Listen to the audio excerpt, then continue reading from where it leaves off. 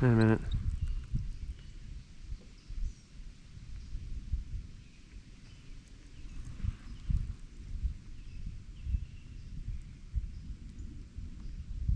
Something have that?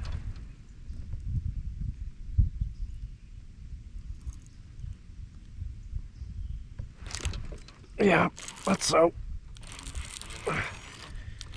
Oh, that's a nice bass.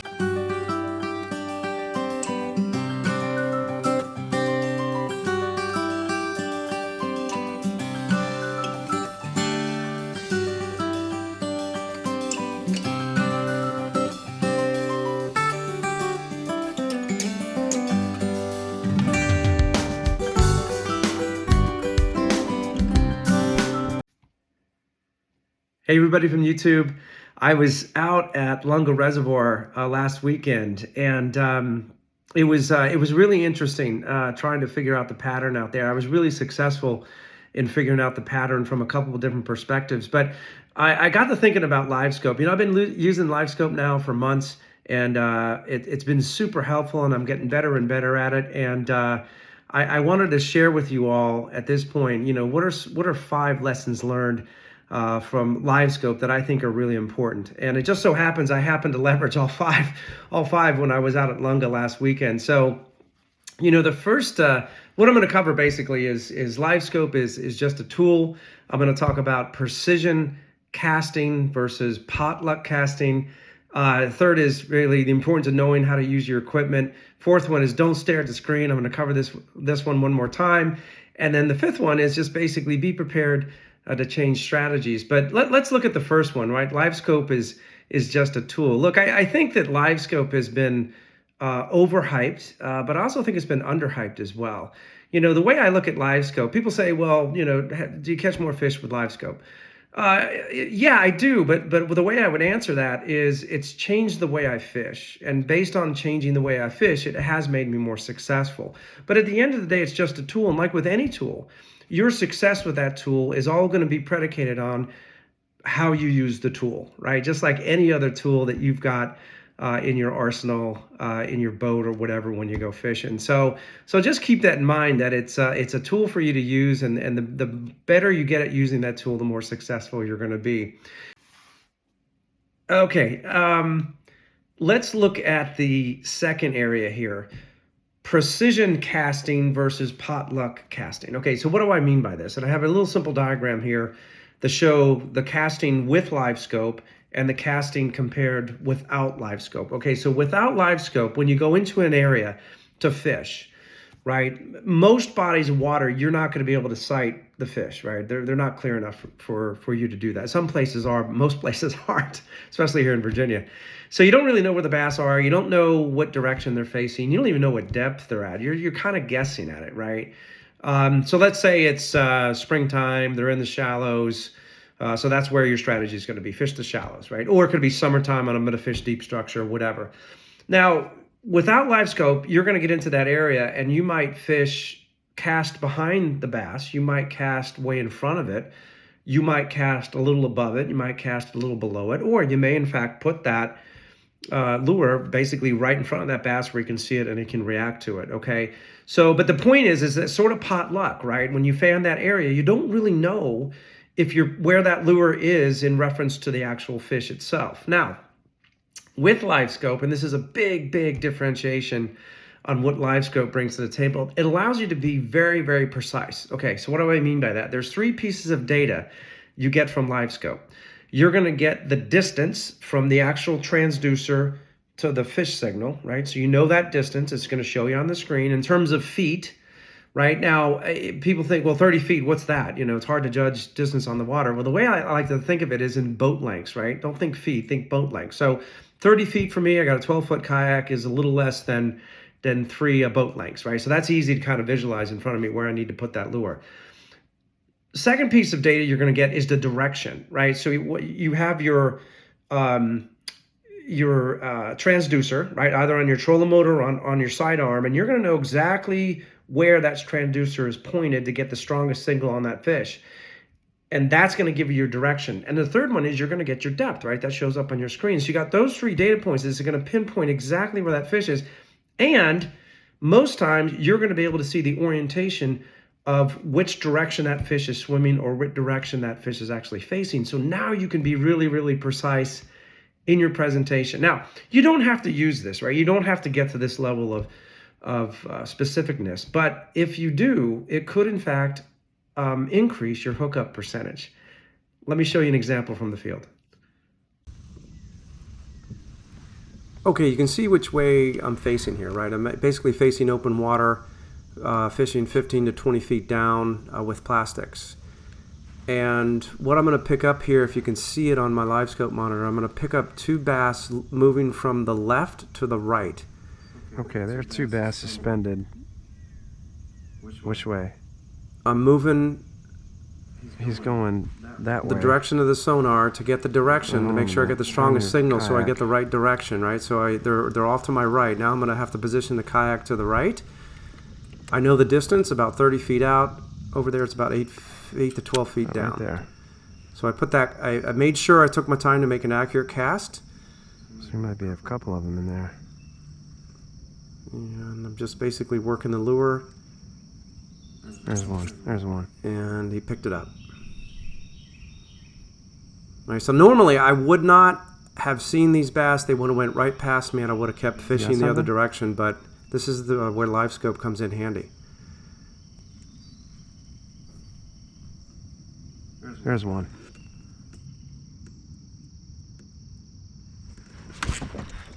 Got him. Oh yeah.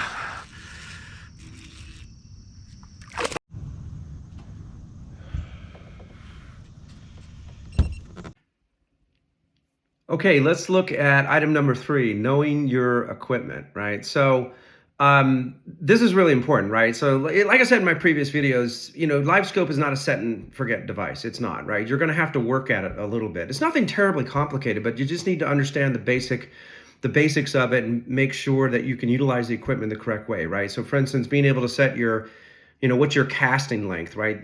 Your maximum casting length should match your basically the length of the sonar signal that you want to set on your screen, right?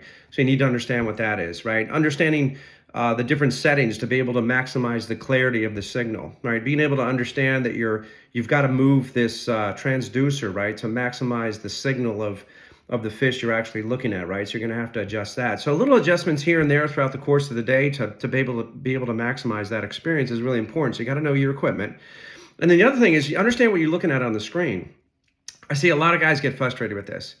Some have given up on Livescope because they just get frustrated. Like I see fish signals, but I can't catch anything, and I don't know if they're bass. I don't know what they are, which is understandable, right? So just get to work at it a little bit, get some experience with it. Bass look a certain way on the screen, bluegill look a certain way, crappie look a certain way, catfish look a certain way. And you also can tell by the swimming styles, right? Catfish on that screen is going to have a very almost like a serpent type movement to them, right? Because there's a lot of flexibility in terms of how they swim and they move their tails. Bass, on the other hand, a little bit tighter swim stroke, and they also kind of look like a football, right? Those kinds of things. So you just need to understand that, work at it a little bit, understand your equipment, and you'll get a lot of value out of it.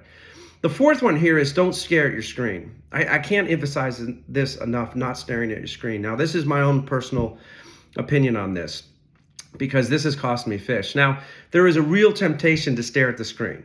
Right, I get it. It's exciting. You see your lure. You can actually see your lure and sometimes your fishing line on Livescope, and then you see the fish, and you're really going to get excited, going, oh, geez, But what happens is that the danger and the risk you run, right? Because a lot of people say, well, I want to see how the fish reacts to my lure. But the risk with that, and this has cost me a couple of big fish this season, is just naturally when you're staring at the screen, right? And let's say I throw my lure out there and I'm staring at the screen, and let's say I'm bouncing it on the bottom. Let's say I'm working a jig or a worm, and I'm doing that off the bottom thing, right?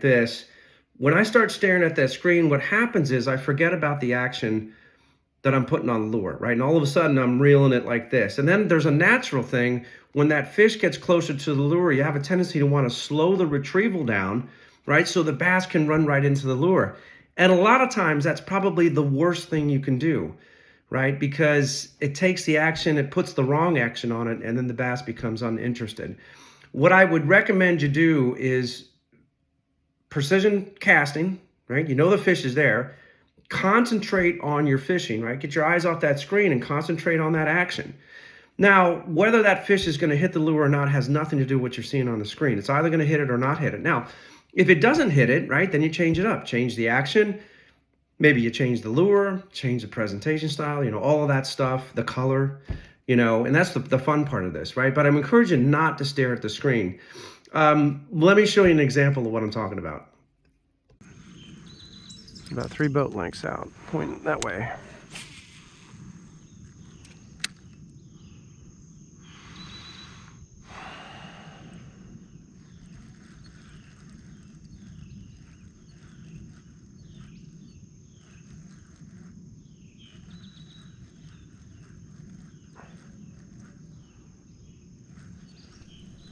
Okay, I got my chatterbait out. Here he comes. Here he comes. Here he comes. Here he comes. He's gonna hit it.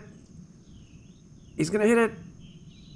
No, the bass blew off my chatterbait. Are you freaking kidding me? Emotional, damn it! Okay, everybody, you can see what happens is, that last example I just showed, what happens is when you stare at the screen, right? I wasn't bouncing it off the bottom. I didn't put the action on it at the end. I slowed the retrieval rate down, and the bass didn't hit that lure, right? So that's a pretty good example of what can happen. Had a little bit of fun at the end. Hope you enjoyed that. Anyways, the last point I want to make is prepare to change strategies, right? This is really important, right? Like I said, Livescope is just a tool to help you get on the fish and a tool to help you potentially figure out the pattern. And that's all it is, right? I mean, you got so many other variables. You got weather conditions. You've got the uniqueness of the body of water that you fish on. Every body of water is a little bit different. You've got, lure selection, color, presentation, all that stuff. And when I was at Lunga last weekend, Livescope gave me the confidence to change strategies. That's really where Livescope came in handy, right? And instead of pounding water, I was pounding water in the morning. I was trying everything. I could see the bass. I just couldn't get them to hit in the morning. So I knew there was a front coming through later on, right? There was rain showers that were going to come through. So I decided, you know what? I'm going to change strategies. I'm going to go and I'm going to troll, right? Because I'm seeing signals for crappie, white perch and big pickerel out in open water. And I'm going to troll out there because I've been successful at that. So I decided to go ahead and troll, eat a sandwich. And I caught a bunch, by the way. I'll show you some highlights from that. But then this front came through, rain showers came through, and then I went back and fired up Livescope and decided to go back on the bass. Completely different experience, right? Now the bass's behavior is they're hitting, right? And it's probably a barometric change. That's usually what happens. And I caught some really nice bass. So anyways, I'll show you the highlights from that. Hope you enjoyed the video. Thanks for watching. Fish on, fish on, fish on.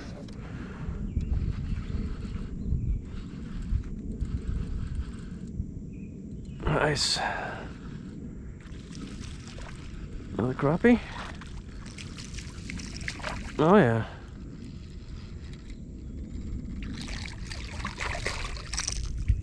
Nice.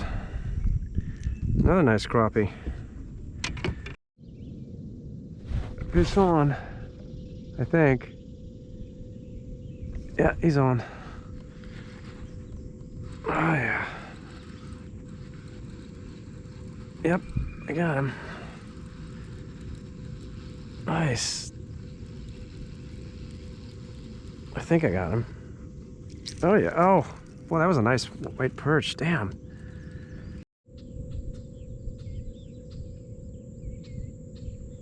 Yep, you got one on.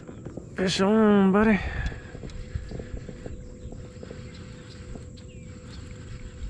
I think I got one on. Unless he passed. Oh my God. All right. White perch. Still hooked good this time. This is pretty big. Oh man. Hold on a minute.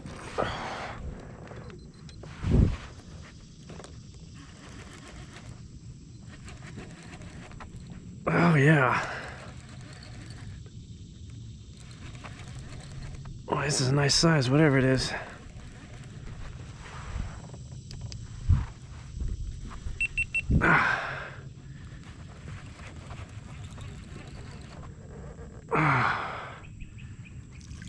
Oh yeah, big.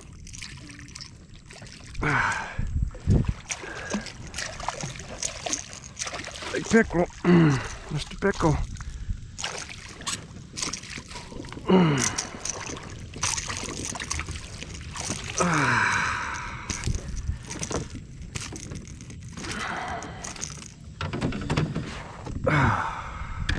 What do you think? That's a nice pickerel. That's probably a citation.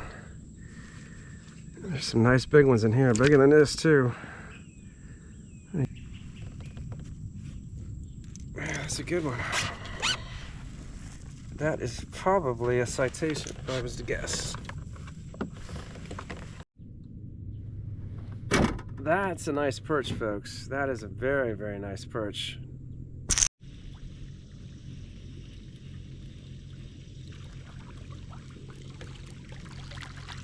Oh, another nice crappie. Woo! Yeah. That's what I'm talking about right there, baby. That's what I'm talking about right there.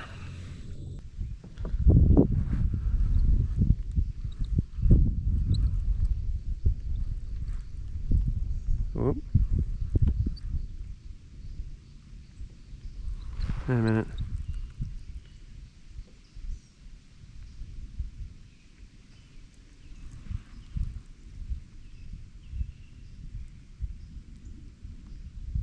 Something have that?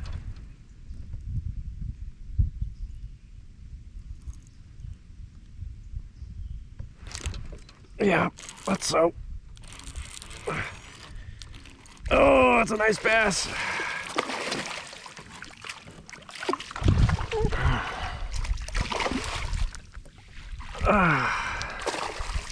Oh, wow.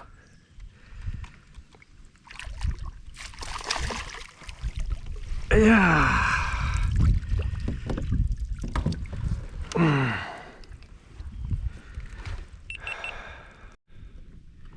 That is beautiful. What a beautiful bass. They can't get enough of that lure. Oh. God, he's just feisty. Woo. Yes, sir. That's what I'm talking about right there. Oh man, that's awesome.